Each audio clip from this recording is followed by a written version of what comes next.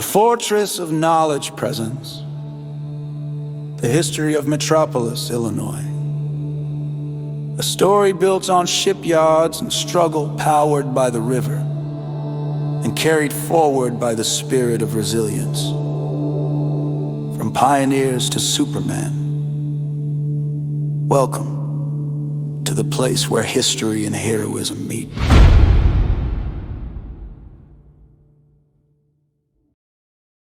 Metropolis, Illinois, a small city resting on the edge of the Ohio River, where myth and history intertwine. Today it's known as the hometown of Superman. But long before comic books and capes, Metropolis was a story of ambition, industry, and resilience. A story written by settlers, shaped by the river, and carried forward by the people who called it home. Let's travel back to where it all began. Before the first cabins or courthouses, this land belonged to the Shawnee, the Cherokee, and other Native American peoples.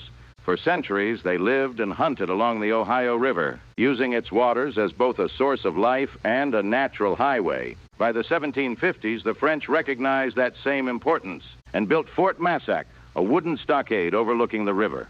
Over time, the fort changed hands, French, Spanish, and eventually American. It saw both conflict and peace, serving as a witness to the frontier's turbulent years.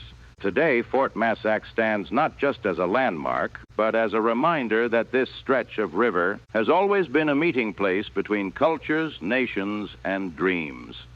The modern story of Metropolis begins in 1839. That year, a merchant named William A. McBane journeyed up the Ohio River with a vision. He saw a wide bend in the river, rich soil, and endless potential. McBane joined forces with J.H. Wilcox, a local landowner who held nearly 1,000 acres nearby. Together, they mapped out a new settlement just west of Fort Massac and chose a bold name, Metropolis, from the Greek word meaning mother city. It reflected their dream that this little river town might one day become a hub of trade, travel, and opportunity. By year's end, Metropolis was officially incorporated. Roads were drawn, plots were sold, and a new chapter of Illinois history had begun. The mid-1800s brought both progress and challenge. Steamboats churned the waters of the Ohio, bringing traders, settlers, and goods from cities far away. In 1843, Metropolis became the county seat of newly formed Massac County. Families like the McBanes, Wilcoxes, and McCartneys built homes, schools, and churches, laying the foundation for a close-knit and determined community.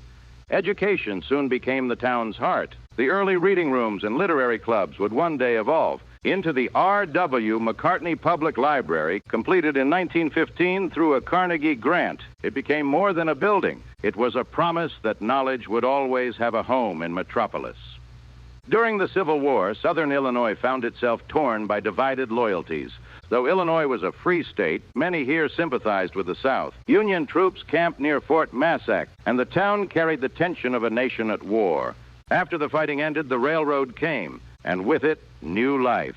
Lines through southern Illinois connected Metropolis to distant markets, and the town began to grow once again. But tragedy would strike in 1890. A tornado ripped through Metropolis, destroying nearly 100 buildings and taking many lives. It was one of the worst disasters ever to hit the region.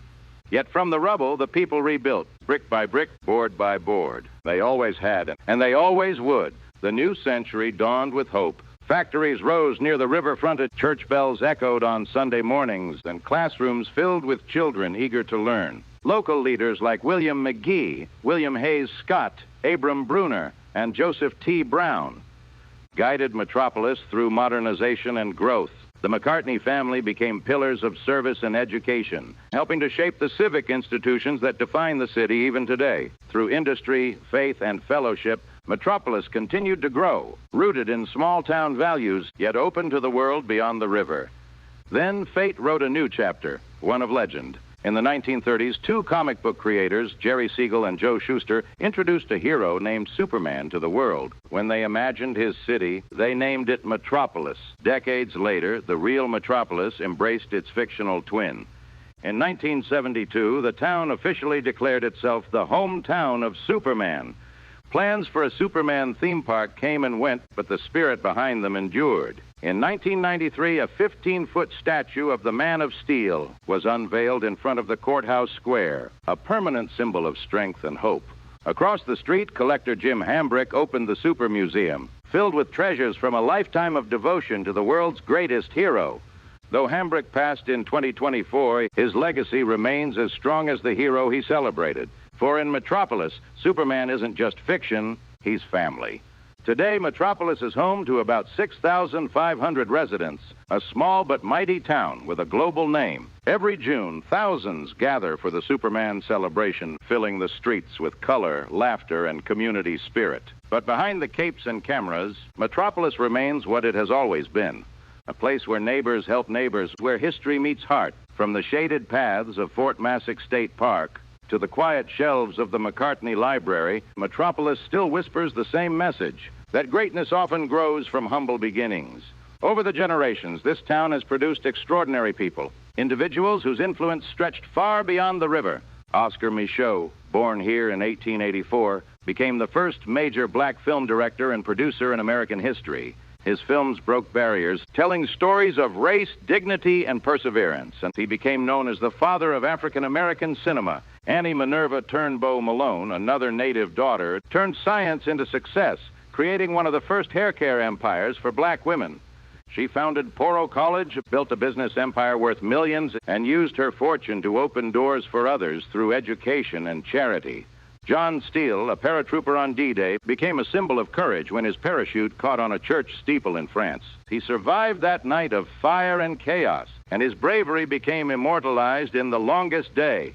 Hawk Taylor, a Major League Baseball player from Metropolis, proved that small-town grit could rise all the way to the big leagues. The Weaver sisters brought honor to women's baseball, showing that teamwork and talent from Southern Illinois could stand tall on any field. Christopher Jackson, artist and educator, continues to inspire creativity and pride in a new generation.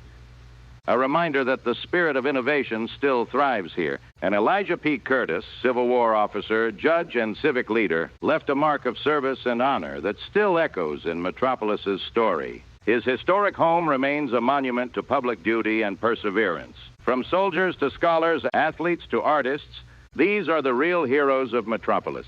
The Ohio River has always been more than a view. It was Metropolis's engine. In the late 1800s and early 1900s, the town became known for its shipbuilding dash, crafting barges, ferries, and towboats that carried goods across America's inland waterways. Skilled welders, carpenters, and engineers filled the shipyards, their work fueling local commerce and regional pride. Metropolis-built vessels sailed the Ohio, the Mississippi, and beyond, carrying with them the craftsmanship of a town that knew how to work hard. Even as industries changed, the legacy of those river builders remained.